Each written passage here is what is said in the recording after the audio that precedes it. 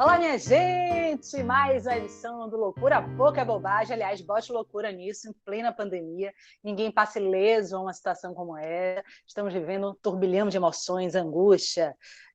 Tem dia que a gente amanhece com mais esperança, tem dias que a gente amanhece arrasada, aquele sentimento de o que será do amanhã, né? Muitas perguntas, poucas respostas. E aqui em mais uma edição, com sempre pessoas convidadas ilustres, hoje aqui com a comunicadora, apresentadora, rainha do podcast Tudo Odara, Rita Batista, minha amiga querida, também com a atriz Síria Coentro, que tem que ser reinventada aí na pandemia, lançou recentemente, inclusive, um espetáculo virtual, que a gente pode rapidamente falar também, seja muito bem-vinda. E o jornalista, ex-deputado federal, Jean Willis, que com certeza tem participado de muitas lives e está aqui com a gente para trazer grandes contribuições. Sejam todas as pessoas muito bem-vindas. Uma alegria enorme ter vocês aqui com a gente nesse projeto, em mais uma edição, conversando desta vez sobre amor, minha gente. Um assunto tão caro e, ao mesmo tempo, tão revolucionário, especialmente nas nossas condições. Bom, falar dos sentimentos já começa cheio de emoções, né? Meio ofegante, porque falar desse nosso tempo mexe com muitas emoções mesmo, né? Em vários momentos a gente está mais condescendente, mais resiliente, mais conformado e achando que é momento da gente mergulhar no nosso interior e, enfim, resgatar coisas positivas da condição, da conjuntura. Em outros momentos, realmente, a gente acredita que a humanidade não deu certo, que precisa realmente reinventar tudo e recomeçar do zero. Bom, já lança a pergunta inicial, que é como é que vocês estão lidando, portanto, como é que esses afetos têm atravessado vocês, como é que vocês têm lidado com as emoções nessas condições aí de confinados. Rita! Estão me ouvindo? Boa tarde para todo mundo, boa noite, bom dia, né? Essa coisa da internet do não lugar, de estar em todos os lugares ao mesmo tempo. Síria, Jean, que massa a gente ter essa oportunidade de, mesmo de longe, estar perto, né? Vânia Dias, minha querida, eu tenho uma opinião que diverge da maioria da quarentena, porque eu me programei nesses 6 primeiros meses de 2020, eu estabeleci isso como meta, você acompanhou. Eu pedi demissão, né, do meu antigo emprego em janeiro, e disse que seriam 6 meses sabáticos, né? Que metade do ano eu iria estudar, fazer umas viagens curtas, enfim, me aprofundar nas minhas áreas de interesse, aprimorar o meu repertório intelectual, porque eu nunca tirava férias mesmo assim, né? Bonitas, verdadeiras, 30 dias de férias, gozo de férias, aquela história. E aí eu falei, não, esse ano vai ser isso e acabou-se. Então, desde o final do ano passado, eu tinha me programado para isso. No fim das contas, dia 14 de março eu me recolhi em casa e saí no dia 8 de junho. Veio a pandemia, eu fiquei um tempo fora do estado trabalhando, depois que pedi demissão, trabalhando, fazendo esse belo caixa, e aí voltei no carnaval. Logo depois do carnaval, as primeiras 2 semanas de março, né, quando eu estava começando a me organizar para o tão sonhado semestre sabático, pam, acabou-se, coronavírus. Mas para mim, verdadeiramente, foi uma quarentena de oportunidades. Tem sido ainda, né? Porque agora, depois que eu voltei a trabalhar fora de novo, eu saio de casa e somente para trabalhar, cumpri as 2 horas de programa e volto para casa. E eu consegui, né, me reconectar. Acho que nunca me desconectei totalmente, mas me aprofundar na espiritualidade, que é uma coisa que me interessa muito, né, que eu gosto muito. Então, eu acho que isso segurou a minha onda, sabe? Essa coisa da emoção, do carrossel de emoções, isso que você falou no início, da pessoa estar uma hora bem, outra hora tá muito mal e, enfim, consternada com tudo. Obviamente, não passo de maneira nenhuma pelas mortes todas, são mais de 76 mil mortos no país até agora. Quanto mais passa o tempo, mais gente perto da gente vai ficando doente, e às vezes agravando o quadro. Obviamente não fico ilesa a isso, né? Mas tento fortalecer mesmo dentro para que externamente a gente consiga seguir. E tento fazer isso com as pessoas que estão perto, mesmo longe, né? Mais perto de mim. Porque às vezes porque é um falso controle, né, Síria? Né, Jean? Uma falsa ideia de que a gente tem controle da vida. A gente não tem controle nenhum da vida, a gente não tem controle nenhum do minuto seguinte. as coisas acontecem à nossa revelia. A gente faz um mínimo de programação ali, organiza uma agenda, uma coisa, mas as determinações mesmo da vida da gente, a gente não toma conta. Né? A gente não toma conta nem do momento que nasce, muito menos do momento que morre. Então, nesse meio tempo, é necessário que a gente faça exatamente o que a gente quer da vida, né? Sem passar recibo para os outros, para as outras pessoas, porque é temporário mesmo, né? Heráclito total, assim. A única coisa permanente da vida é a inconstância. E aí a gente vai seguindo. A pandemia deu essa arrebatada em todo mundo, eu acho, assim, né? Tipo, ó, deixa eu contar. O dinheiro na bolsa, os investimentos todos, a escola do menino, a viagem programada, os estudos. Vai ter que esperar, amor. Vai ter que esperar. E o que você fez até aqui? Avalie o que você fez até aqui. Foi o que você queria mesmo fazer? Preste atenção nisso. Palavras sábias de Rita. A vida ri de quem faz planos, eu sempre digo isso, né? Eu que sou uma pessoa que adoro controlar o tempo, como eu adoro fazer planejamento, tabelas, e enfim, realmente grandes desafios. E Jean, como é que tem lidado com tudo isso? Pensa mais ou menos parecido com Rita? Tem conseguido fazer esse mergulho mais interior também? Como é que tem sido? Oi, Vânia. Oi, Rita. Oi, Síria.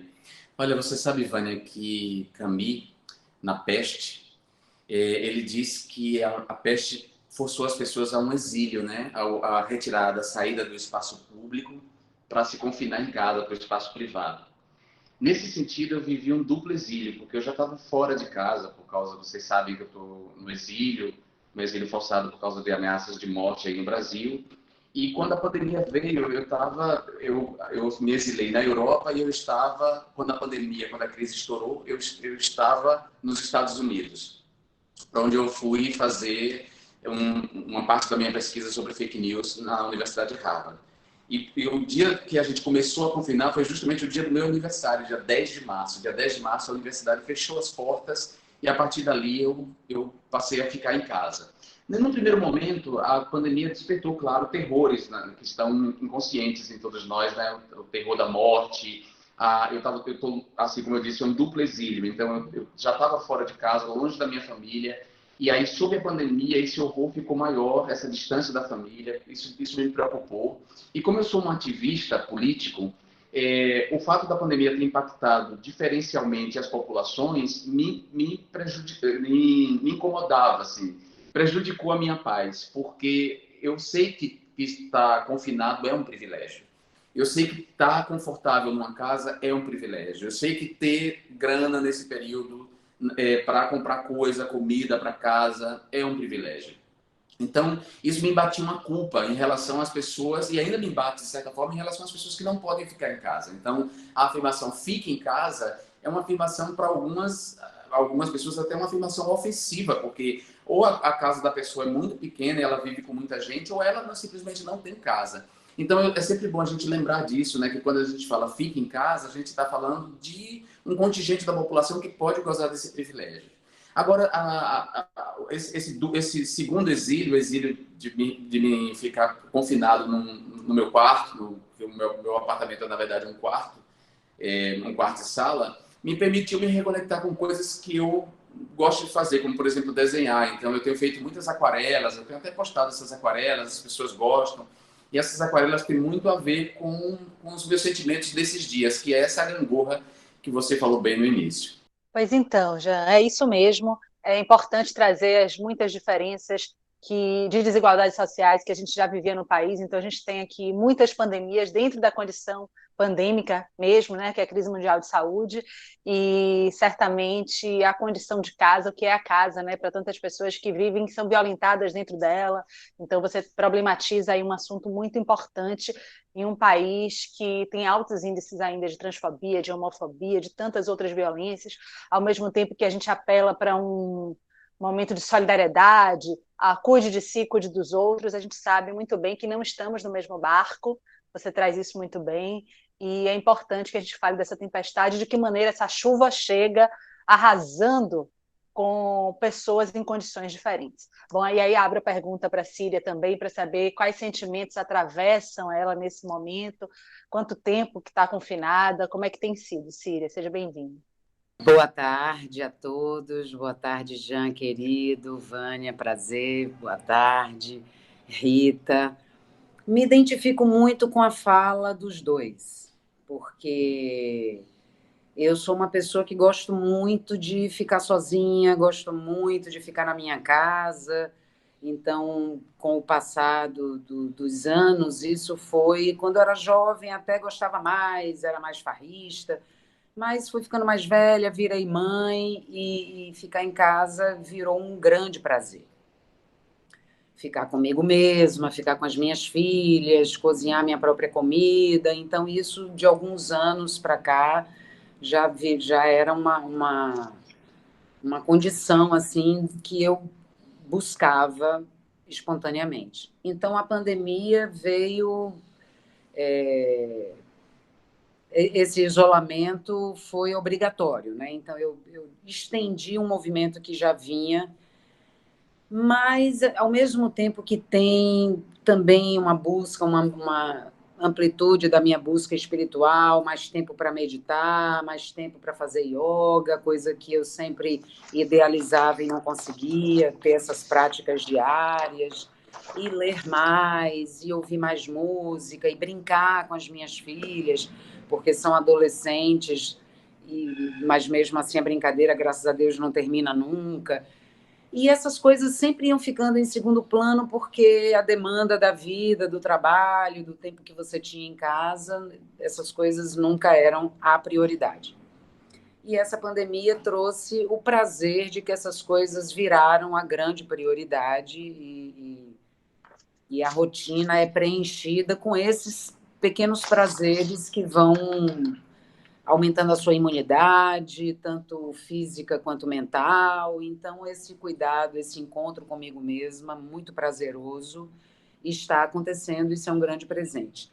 E, junto com isso, vem o desassossego, exatamente, que Jean cita, do momento mundial, do que se passa, do imenso privilégio que eu enxergo de estar nessa situação, poder viver tudo isso que eu acabei de descrever, como se eu tivesse num outro planeta, como se eu tivesse numa bolha. E não estou no mesmo planeta que milhões de pessoas já morreram. Então, é mesmo uma montanha-russa, altos e baixos.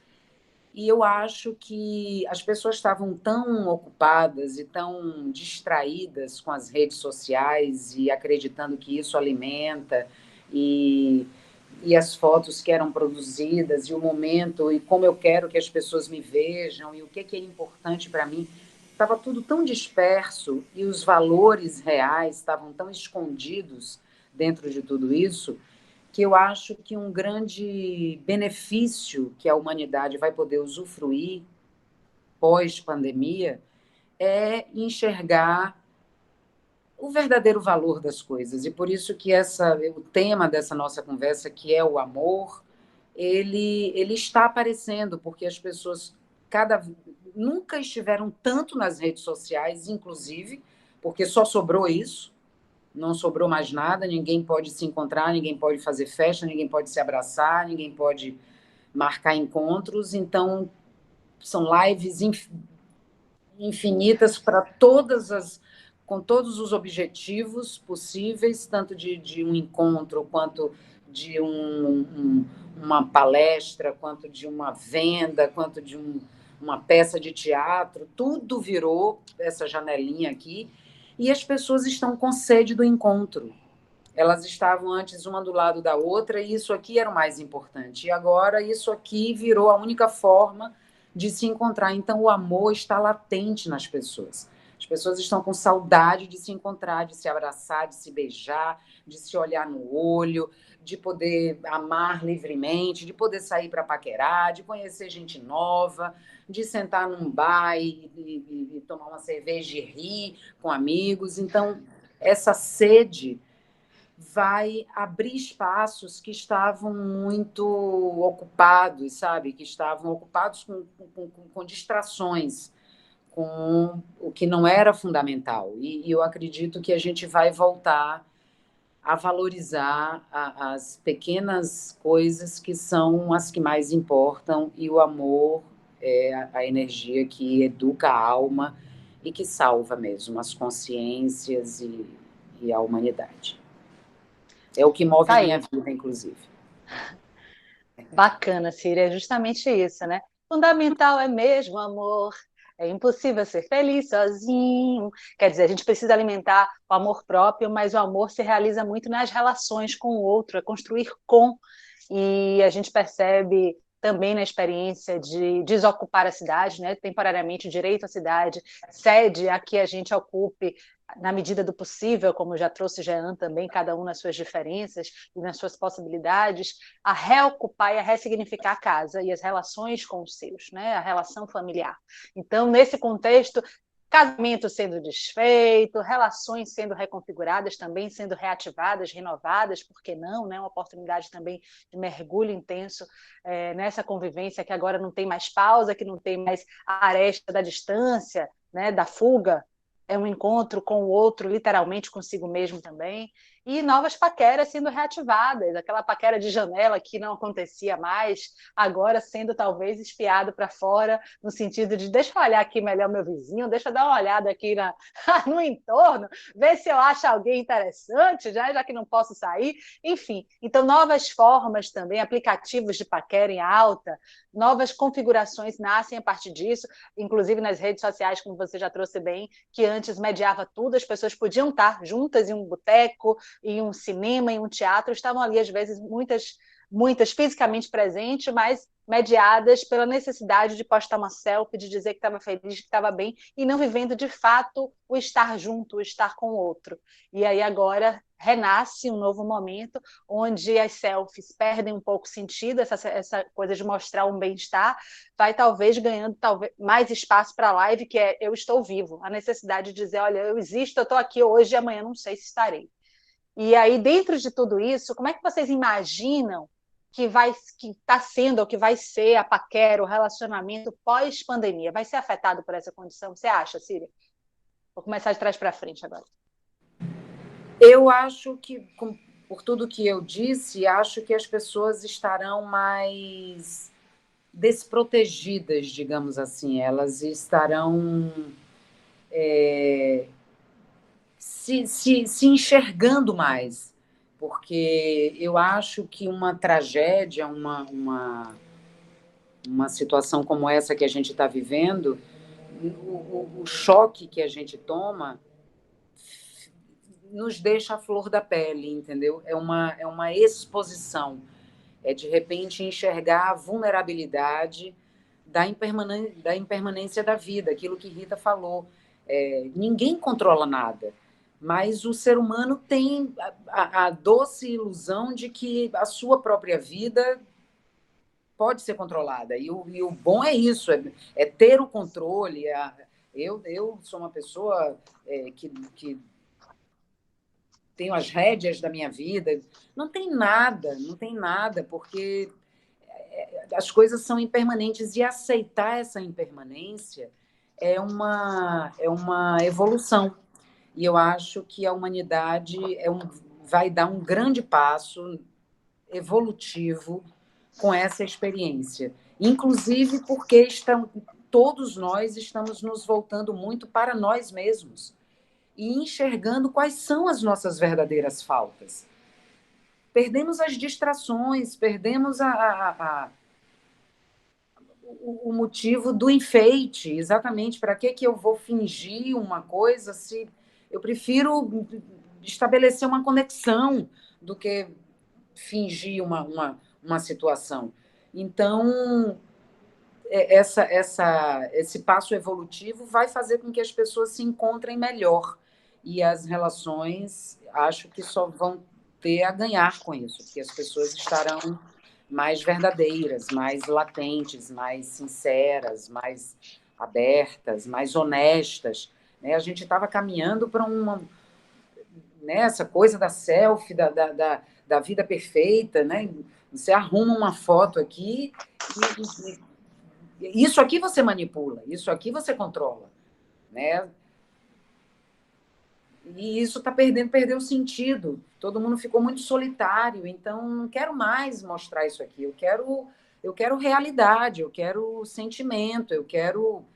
E eu acho que as pessoas serão poucas as pessoas que estarão imunes a essa necessidade de se relacionar verdadeiramente quando tudo isso passar.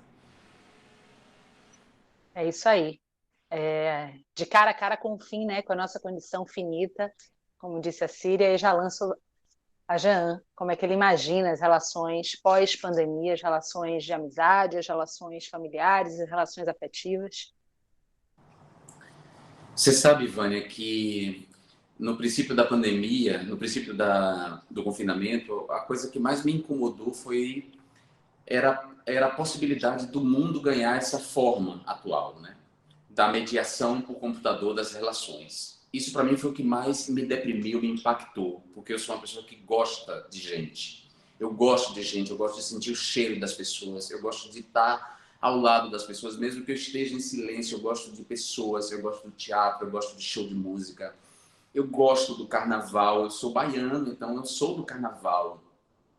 E a ideia de que isso iria desaparecer por causa de uma pandemia me deixou apavorado, de modo que eu me perguntei qual era o sentido mesmo de continuar vivendo no mundo mediado, no mundo em que os abraços estão interditados, né?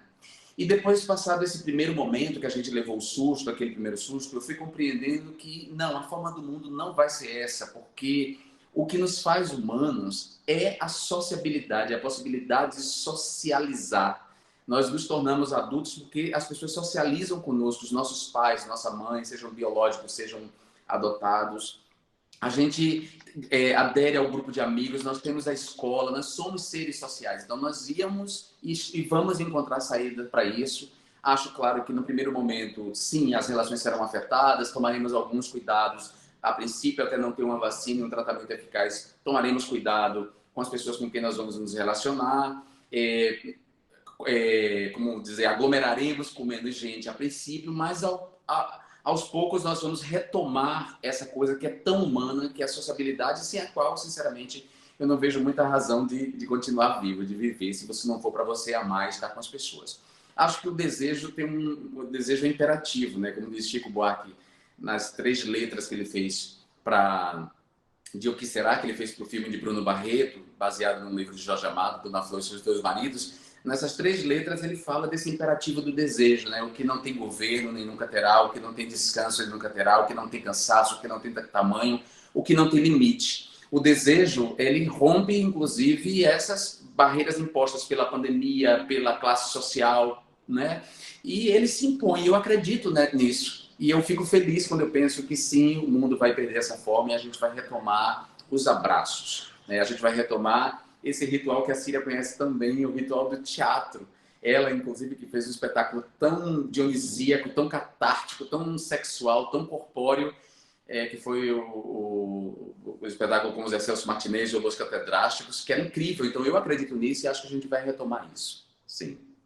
Ai, tomara, Jean. Eu fico escutando e fico já projetando um futuro próximo com tudo isso, porque que falta faz para a gente o cheirinho do dendê, né, do acarajé sendo frito, aquele barulhinho pss, ali no tabuleiro, que falta faz a gente encontrar as pessoas e se abraçar, porque no Brasil, em especial, a gente tem essa cultura do abraço muito facilmente, né? A gente fala se tocando, se pegando, quando a gente imagina que daqui a pouco a gente vai viver o verão e as festas populares todas esperando, gritando, né, por esse momento de oração, de confraternização, enfim, esses elementos sincréticos que nos formatam, nos formam, nos fazem sociedade baiana, brasileira, enfim, espero realmente que isso passe logo e que a gente possa reativar esse modo de viver ressignificado, com tudo mais ampliado em sentimentos, em sensações.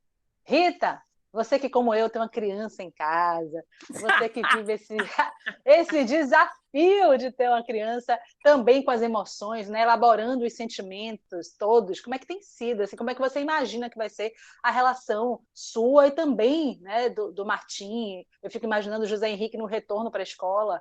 Enfim, a gente fica, né, tentando criar onde é que essas pecinhas de quebra-cabeça vão se encaixar. O amor bateu a porta nesse instante aqui, né? Enquanto o Jean estava falando, ele estava esmurrando a porta, porque eu estou com a porta fechada. Aí eu falei, menina, é o amor literal aqui, ó. É uma vivência, uma experiência, todo santo dia, 2 anos e 7 meses. Então você imagine, que felicidade. Mas eu acho que o amor é de fato soberano. Eu acredito que o amor é a mola mestra do mundo, de verdade, assim, sabe? Sinceramente, como o que eu desejo para mim, eu desejo para o universo. Eu projeto isso o tempo todo. Quando o Jean começou a falar no início da pandemia, deu um frio na espinha, assim, porque eu falei, menino, ele vai falar a mesma coisa que eu ia falar. Mas aí ele falou sobre um outro assunto, um outro aspecto, na verdade. No início da pandemia, no início até o meio, né, da pandemia não, que ainda estamos nela, mas da quarentena, eu acreditava verdadeiramente que esse era um soco no estômago tão grande que a gente ia reformular as nossas relações de tal maneira que o amor ia reinar mesmo, de fato, sabe? Entre todas as pessoas. E que a mudança viria assim de cima para baixo. Uau! E que as pessoas iriam ter essa avalanche mesmo, sabe? Se tocar e dizer, opa, né? Um toque na cuca. O que é que eu estou fazendo? Que mundo artificial é esse que eu estou vivendo? Que plástica é essa que eu estou querendo nas redes sociais, como Síria colocou? Enfim, nessa ambiência virtual. Como é que eu vou olhar melhor, né, para a pessoa com quem eu convivo, para a pessoa que trabalha para mim. Mas aí eu vi as patroas sem liberar as suas empregadas domésticas para viver a quarentena, cuidar dos seus nas suas casas. Eu vi os empregadores fazendo das suas com a MP 936, que virou lei, mesmo com saúde financeira para manter os postos dos seus empregados, demitindo ou fazendo suspensão de contratos de trabalho ou redução de jornada. Eu vi empregadas domésticas confinadas junto com as patroas, mas sem condição nenhuma de trabalho, com condições análogas à escravidão há muito tempo. Executivas de grandes empresas, inclusive, que você acompanhou, Vânia, uma executiva de uma grande empresa de cosméticos foi demitida porque ela mantinha uma senhora de 60 anos, que foi aquela história, né? Que foi empregada doméstica da avó, da mãe, da tia, papapá, caiu na casa dela, e ela mantinha a moça a senhora num cômodo de 1 por 1, de 2 por 2. Então, eu fui vendo essas coisas, dizendo assim, gente, não é possível. Eu vi um cidadão americano sendo assassinado com o joelho no pescoço e vejo, né, o challenge disso na rede social, as pessoas imitando essa cena e os policiais brasileiros reproduzindo isso nas mais variadas capitais, achando bonito, né, no mínimo. E aí eu falei assim, não, gente, tem alguma coisa aí esquisita, não é possível. Aí eu entendi que a mudança é pessoal, intransferível, interna. Não vai ter. Olha, se Jesus Cristo baixar, como o povo fica me dizendo, né? Ah, creio no Evangelho, daqui a pouco Jesus Cristo vem. Jesus não vem, velho, não vem, porque está muito bagunçado. E se ele baixar aqui, ele vai dizer, vai falar, vai gastar todo o latim aramaico e as pessoas não vão entender. Mas eu continuo achando que nós, né?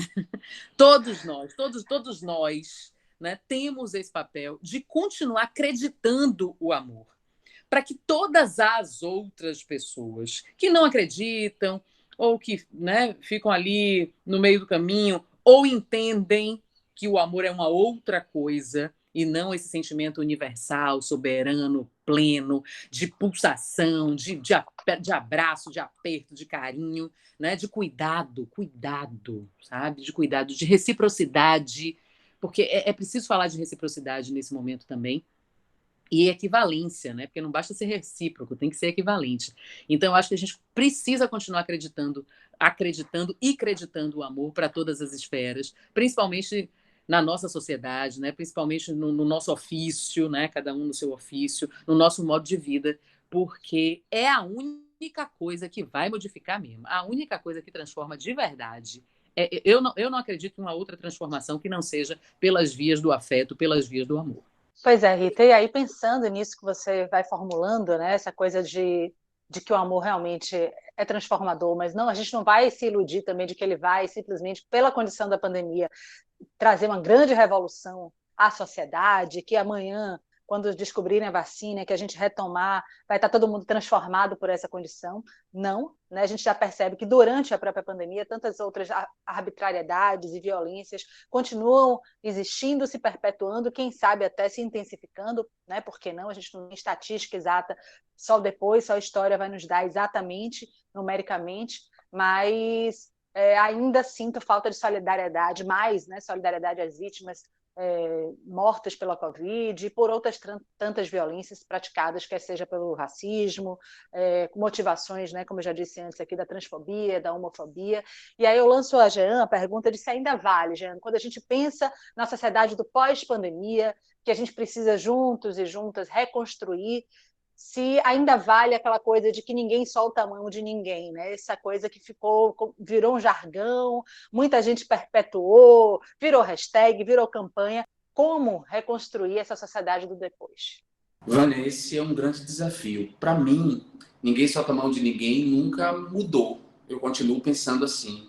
Da mesma maneira que quando algum amigo me escreve e no final da frase bota assim, cuide-se, eu sempre respondo, cuidemos uns dos outros. Porque eu acho essa exortação, cuide-se, de certa forma, ela isola, ela atribui à pessoa, ao indivíduo, a responsabilidade por cuidar de si e reforça a ideia do salve-se quem puder. Numa pandemia, cuide-se, senão você vai se infectar por Covid, você vai morrer ou você vai adoecer. Não, cuidemos uns dos outros. Então, para mim, ninguém solta a mão de ninguém, continua valendo. Agora, é claro que, como disse Rita, né, a gente pode ter pensado no primeiro momento que isso ia se generalizar, que a Covid-19, a pandemia, teria mostrado a todo mundo que havia um modo de vida errado, que o modo de vida neoliberal, capitalista, que essa sociedade do consumo exacerbado, essa sociedade do descuidado com as demais espécies animais, essa sociedade desse desapreço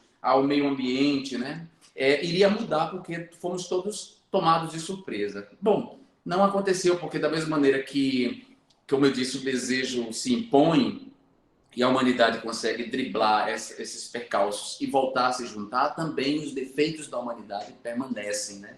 Uma pandemia não elimina. Então, veja, por exemplo, o aumento de álcool gel, no primeiro momento, do valor do álcool gel, o desaparecimento de papel higiênico das estantes. Nesse momento, também bate um egoísmo nas pessoas, né? Os seres humanos também carregam o egoísmo. Então, eu acho que é um trabalho permanente que a gente tem que manter, de lembrar as pessoas que ninguém deve soltar a mão de ninguém e quem pode mais deve ajudar quem pode menos, né? Assim, claro, sem esquecer daquele detalhe que, para quem viajou de avião, sabe que a recomendação é que você bote a máscara em você primeiro para depois colocar na outra pessoa. Claro, primeiro você tem que estar inteiro, físico e psicologicamente, para ajudar outros, né? Mas você estando inteiro, físico e psicologicamente, e tendo condições de ajudar outro, ajude, porque é dessa maneira, por esse contágio que a gente vai transformar. Eu me lembrei do poema de Mayakovsky, que o Caetano musicou, O Amor, né? Ressuscita-me, ainda que mais não seja, porque sou poeta e ansiava o futuro. Ressuscita-me, lutando contra as misérias do cotidiano. Ressuscita-me por isso. Ressuscita-me, para que ninguém mais tenha que sacrificar-se por uma casa, um buraco. Ressuscita-me para que a partir de hoje, a família se transforme e o pai seja pelo menos o universo e a mãe seja no mínimo terra. Então, o que a gente tem que fazer, até porque o título dessa live, o tema dessa live é o amor, é ressuscitar o amor mesmo, nesse sentido mais profundo, não só o amor carnal, o amor romântico, esse amor pelo outro, é isso. Ai, que a gente ressuscite, por favor. É isso. Síria, quais caminhos você imagina que a gente possa construir, fazer, por onde trilhar para ressuscitar esse amor, né, invocado, convocado aí, que o Jean nos trouxe? Então, eu acho que é outra lição que a gente está tendo dessa situação que não está sendo imposta, é que não fazemos nada sozinho, que um depende do outro. Isso é uma lição latente desse vírus. Não adianta se proteger sozinho se você não cuidar do outro, porque o vírus, né, todo mundo tem que cuidar de todo mundo para essa situação ficar sob controle. E eu também acredito que aqui, eu acredito em reencarnação, eu não sou espírita exatamente, mas eu tenho uma espiritualização que acredita que isso aqui é uma passagem evolutiva.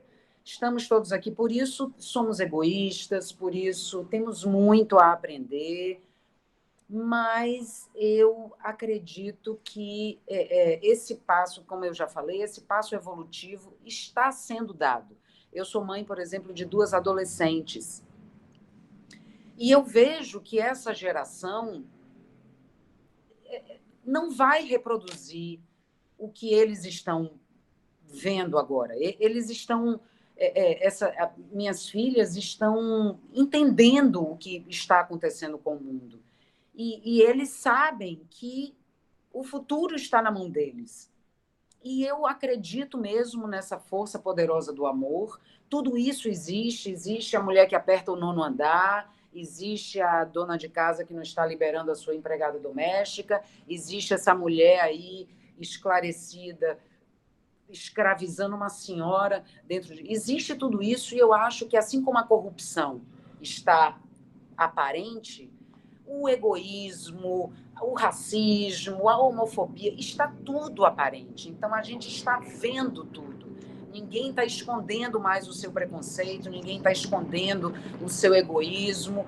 Então, é visível que some o papel higiênico do mercado, que some o álcool gel da farmácia, porque as pessoas não estão conseguindo se esconder, mas proporcionalmente falando, a estatística das pessoas que estão com o amor solidário, com o olho aberto para as necessidades do outro, a quantidade de pessoas que estão vibrando nessa transformação amorosa é muito maior, sem dúvida, do que as que estão escravizando, matando, discriminando. Então, eu volto a apostar na força latente do amor que está em qualquer ser humano. Eu tenho uma história que eu vivi há muitos anos atrás, eu era muito jovem, e eu estava andando numa rua deserta, saindo de um ensaio, indo para um ponto de ônibus, sozinha, era à noite, eu morava em Brotas, num bairro que passava pouco transporte, e eu fui para esse ponto de ônibus com medo, dizendo, ai meu Deus, eu estou sozinha, está de noite, essa rua está escura, meu ônibus já vai demorar.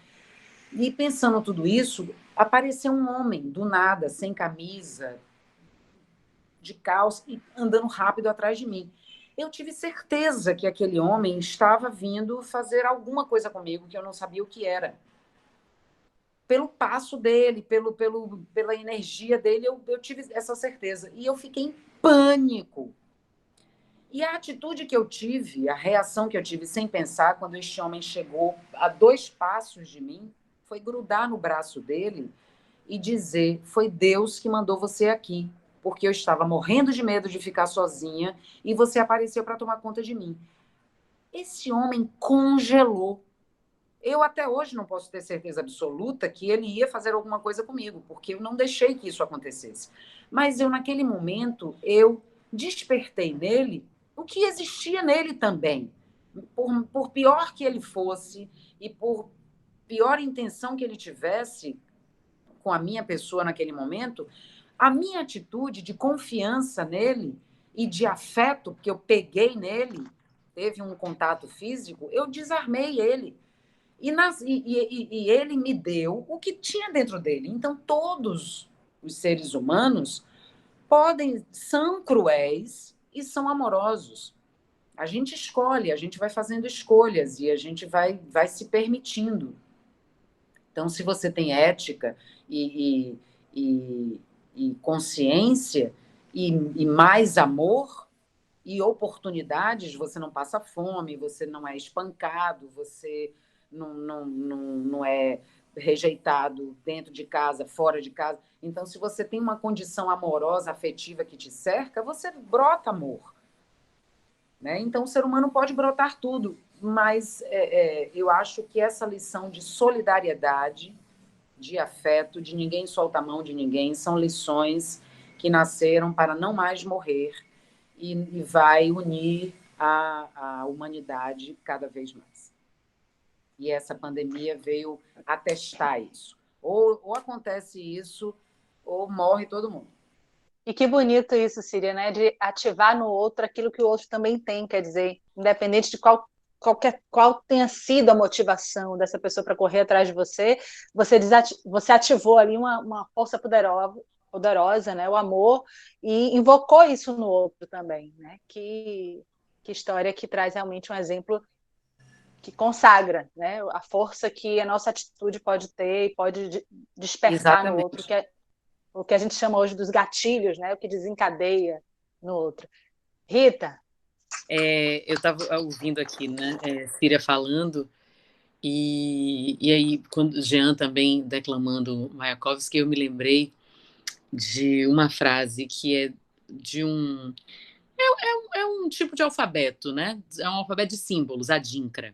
E um dos símbolos, o significado é que o amor sempre encontra o caminho de volta. E é verdade, né? A gente pode até achar que o ser humano, enfim, enrijeceu, apagou, mas aí Síria traz um exemplo real, né, de como ela ativou isso no outro. Jean fala que aqueles que estão irmanados continuarão e estenderão a mão para aqueles que querem chegar e rodar com a gente, né? Vir nessa ciranda de afeto. Então, eu continuo dizendo que eu acho que o que valida é isso, os que acreditam e os que vivem, né, mostrarem aquela história, né, o caminho do bem. Mostra, vamos, vem comigo, vem aqui para você ver como é que é massa, é bom, colhe aqui, sabe? Então, eu acho que a gente tem essa grande oportunidade, de novo, essa grande oportunidade, essa grande possibilidade de ir se trabalhando e se modificando. Eu acho que a gente está no mundo verdadeiramente para servir. Acho que não tem nenhum sentido, né? Essa vida da gente que não seja para servir mesmo com o nosso sentimento, o nosso corpo, o nosso labor, a nossa força. Eu acho, sinceramente, que a gente tem essa grande oportunidade e a gente vai viver verdadeiramente dias melhores. Acredito nisso, assim, com o fundo do coração, e que essas relações fiquem de verdade cada vez mais amalgamadas com o que é bom, com o que é bonito, com o que é belo, que as mazelas diminuam, que as desigualdades diminuam, que a gente tenha um país verdadeiramente próspero, porque não é possível, né? Não é possível que a gente invista tanto e não tenha retorno. A vida é cíclica, então vai vir a recompensa. É isso aí, Rita. A vida é cíclica e eu quero já aqui agradecer a presença ilustre, queridíssima de Jean Willis, que tem agora um outro compromisso, então deixo espaço para ele fazer as considerações finais, recomendar alguma coisa que ele esteja assistindo nessa pandemia. A gente tem sido muito bem acompanhado, muito bem servido de conteúdos, né, de séries, de música, então deixo aí o espaço para as considerações finais, Jean, já te agradecendo enormemente pela presença. Vânia, foi uma honra estar aqui com você, estar com Síria Coentro e Rita Batista, que são duas mulheres incríveis que eu admiro bastante. E eu vou sair porque eu vou gravar com uma outra mulher incrível, a Belinha Teles, que sobreviveu à tortura praticada por Brilhante Ustra contra ela. Foi torturada na frente dos filhos de 5 e 4 anos. Essa mulher incrível sobreviveu e é uma lição para nós, inclusive, de como a gente pode resistir, inclusive, a esses momentos mais duros, os momentos em que a vida... Não vou dizer a vida não, que a vida não tem culpa. Os momentos em que alguns seres humanos não têm dó e perpetram essa violência. Eu quero indicar para as pessoas uma série que eu amo, Westworld, tem 3 temporadas só, e quero indicar um livro maravilhoso que é Os Testamentos, da Margaret Atwood, que é a continuação do Conto da Aia, que ela publicou, que é maravilhoso. Quero indicar, inclusive, para as meninas. Um beijo, vocês são incríveis, saudade da minha Bahia, saudade do sotaque, muito bom, viu? Um beijo, tchau para vocês. Beijo, Jean. Muito obrigada mais uma vez. Bom, e agora a gente vai entender um pouquinho como é que Zé Luiz e Fátima estão se virando também nessa pandemia e nas relações de afeto e de amor. Roda aí. Bom dia, Ser de Luz! Acorda pra vida, é quase meio-dia, ó! Ai, Zé Luiz, que animação é essa? Eu fui dormir quase de manhã, tive insônia danada. E perdeu o sono por quê? Digamos que eu fiquei imaginando o pesadelo que seria viver num país infestado de pandemias, chikungunya, dengue, fake news, tudo ao mesmo tempo. Fátima, você precisa se ajudar um pouco também, né? Sei lá, minha amiga. Acende uma luz azul, ouve uma música, né? Põe um incenso. Eu preferia poder sair para correr e cumprir minha meta diária. nessas suas metas, às vezes, Fátima. Zé Luiz, qual o problema com minha meta? Melhor mudar de assunto. Fale, vá. Sem medo. Não, porque eu já disse. Você tem essa mania de que tem isso, tem que aquilo. Sim. Ó, às vezes, minha amiga, é preciso se adaptar. Não dá pra ficar buscando a pessoa perfeita. Já viu como tudo muda a todo momento, né? Sabe que você pode ter razão? Você concordando comigo? Tô. Um dia desses mesmo acordei com saudade de Nelson. Ah, não acredito. Mas passou rápido. Ah, tá. Porque você é aquela que não acredita em amor romântico. Nem amor ideal, nem infelizes para sempre. Ai, eu acho que era mais a vontade de abraçar, de pegar na mão, sabe? De sentir aquele arrepio, de uma cafungada no pescoço. Ai, entendeu, Zé Luiz? Mais ou menos, né? Sim, mas me diga, você conseguiu falar com o André? Que nada. Com a chuva que deu lá, a internet tá péssima. Eita, papo perfeito deve estar desnorteado. Ai, Fátima, tô doido de saudade, confesso. Ai, eu ando meio preocupada, sabe? Com esse negócio da gente se conhecer, se interessar, se apaixonar. Ai, calma, calma. Da onde a gente tá, ainda não dá pra dizer como será. Pegar na mão. E beijar, então? Nem se fale. Correndo o risco de encontrar o vírus. Deus é mais. Vamos nos concentrar na parte mais romântica. Imagina, você paquerar uma pessoa. Ela de máscara, sorrindo com os olhos. E você ficar imaginando como seria o rosto E aí inteiro. a criatura tira a máscara e a boca não combina com o nariz. Mas aí você presta atenção nos lábios, do jeito da pessoa falar. E o nariz não combina com o rosto e ainda por cima... É isso que eu digo, né, Fátima? Não existe amor perfeito, Zé Luiz. Não existe perfeição, Fátima. Tem gente que não muda nunca. Zé Luiz, beijo, viu? Tchau.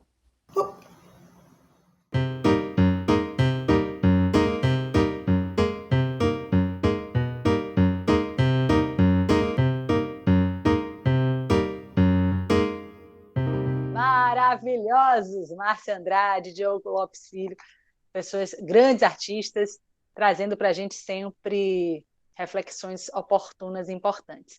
Bom, meninas, ficamos nós, e aí lanço a última pergunta, já caminhando para o encerramento. A gente sabe que essa pandemia tem nos servido também para usar a tela de maneira oportuna, né? Acho que esse encontro aqui é prova disso. Muitas séries, muitos filmes, muitos livros, muitas possibilidades, portanto, da gente acessar arte e cultura para nos fazer companhia. O que é que vocês recomendam aí? Oásis artísticos. Rita? Olha, eu quero recomendar fortemente a produção audiovisual brasileira de filmes e séries, né? Eu sei que série está muito na moda, as pessoas maratonando série, e no início aqui da nossa conversa, eu até perguntei, Síria, cadê Impuros, terceira temporada, pelo amor de Deus? Porque foi uma série que eu maratonei logo no início, fiquei louca com Impuros, né? Uma produção incrível, incrível e irretocável. Síria Coentro, como todos nós já sabemos, maravilhosa, né? Uma personagem forte, densa, né? Potente. E eu estava perguntando a ela, cadê a terceira temporada? Ela já, graças a Deus, me disse que já está gravada. Então, breve a gente está vendo aí Impuros. Quero recomendar também 2 outras temporadas que versam sobre temas também fortes, mas muito próximos da nossa realidade. Em Nome de Deus, que fala sobre o médium, né, João de Deus, e o abuso que aquelas mulheres todas sofreu, enfim, através das práticas delituosas dele. E também Assédio, que eu assisti de bocadinho, porque mexe muito com a gente, né? Mas é importante. É importante falar disso, que é livremente inspirada no ex-médico Roger Abdelmaci, que durante um momento no país foi o principal médico, o principal esterileuta, o principal médico especialista em reprodução humana e um estuprador, né, provado na justiça. Estou falando isso porque, enfim, condenado. E a vida, né, como ele mexeu com a vida de tanta gente.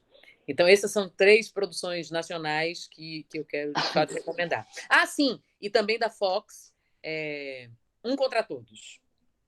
Um Contra Todos, que já encerrou, inclusive, né? Já foram todas as temporadas, assim, então já fechou, dá para maratonar super. Falei só de série, né? Você quer mais qualquer livro?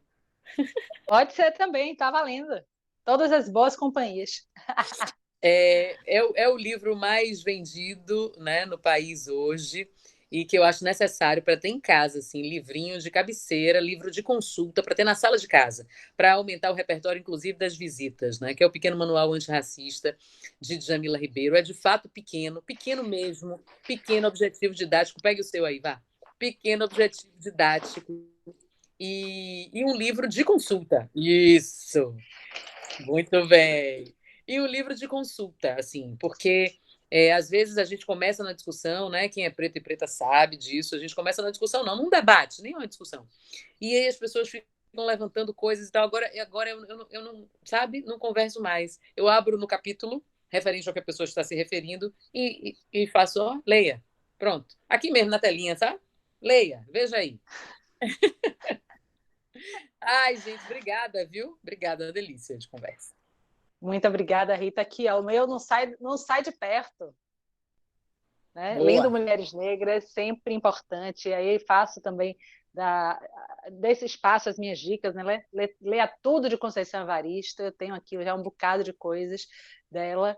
E quando a gente fala em luta antirracista, quando a gente fala em debates que atravessam essa luta, né, e que tem sido mais ampliado ultimamente, em especial a partir das manifestações ocorridas, né, encampadas nos Estados Unidos e repercutidas aqui em campanhas, em hashtags nas redes sociais, mas no cotidiano essas campanhas podem ser intensificadas com leitura, né, com estudo e entendimento, muito mais do que curiosidade, verdadeiro interesse nessas temáticas para se tornar, portanto, pessoas brancas entendendo suas branquitudes, pensando o seu lugar também racializado, suas condições de privilégio e, de fato, participando da luta antirracista de forma assertiva, ativa, né? Não só no lugar passivo de escuta, de, por favor, me ensine. Né? Então, já deixo aqui a minha provocação também e passo a Síria Coentro as palavras finais, a dica também cultural que ela nos recomenda. Menina, eu e Rita estamos numa sintonia surreal, porque eu ia indicar as duas séries que ela indicou, uma que não porque eu estou no elenco, que é Impuros, mas porque eu acho uma das séries brasileiras mais bem escritas, acho o argumento muito sensacional, porque é mais uma série do universo traficante versus polícia, mas tem uma abordagem que nenhum outro filme ou série sobre esse tema focou, que é exatamente as relações.